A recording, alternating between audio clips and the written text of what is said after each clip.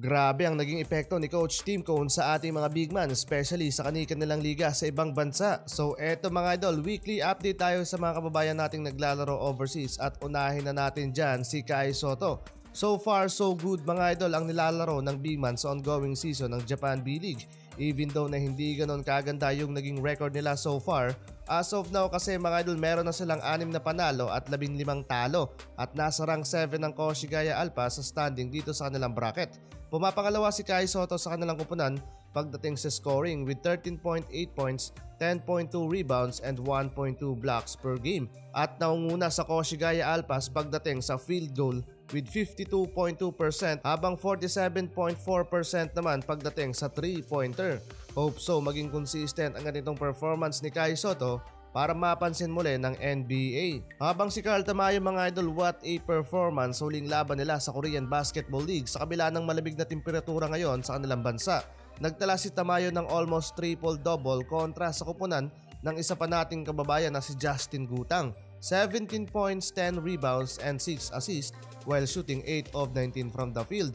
Habang nasayang ang ginawa ni Justin Gutang na 17 points and 5 rebounds. Kasalukuyan mga idol nag-average si Carl Tamayo ng 13.2 points, 6.3 rebounds and 2.2 assists per game while averaging 45.3% field goal.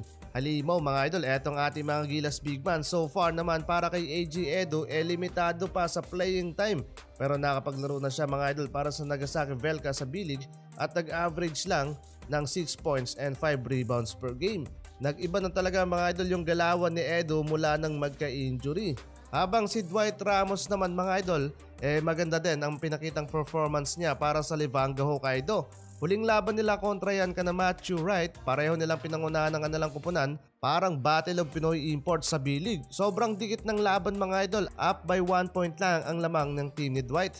Final score 83-84. Leading scorer para sa Livanga si Dwight Ramos with 20 points, 1 rebound and 2 block shots, shooting 8 of 11 from the field at impressive 4 of 6 beyond the arc. Habang nasayang naman ang buhat ni Matthew Wright sa kabilang komponan kung saan nakapagtala naman siya ng 26 points, 5 rebounds and 4 assists, shooting 10 of 21 from the floor.